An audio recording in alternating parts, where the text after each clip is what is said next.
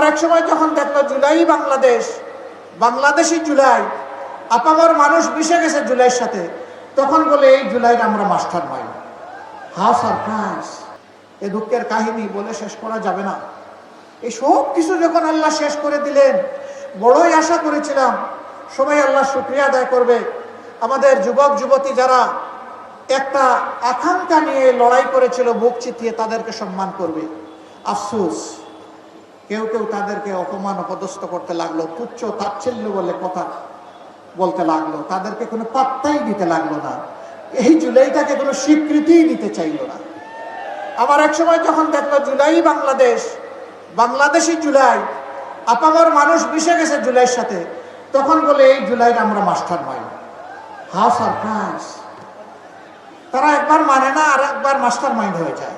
Rainbow allrounder exterior paint, বাড়ির বাহিরের দেয়ালের সুরক্ষা নিয়ে থাকুন নিশ্চিন্ত, সাথে পাচ্ছেন 10 বছরের ওয়ারেন্টি। আচ্ছা ভালো, 18 কোটি মানুষকে তোমরা আন্ডারমাইন করলা, মাস্টার মাইন্ড হও, তাইলে জুলাইকে তো তোমরা সম্মান করবা। জুলাইকে সম্মান করার মানে চাঁদাবাজি হতে পারে না। জুলাইকে সম্মান করার মাঝে দুর্নীতি হতে পারে না। নিরীহ মানুষের জমি দখল হতে পারে না। মামলা বাণিজ্য হতে পারে না। আমার মায়ের গায়ে হাত তুলতে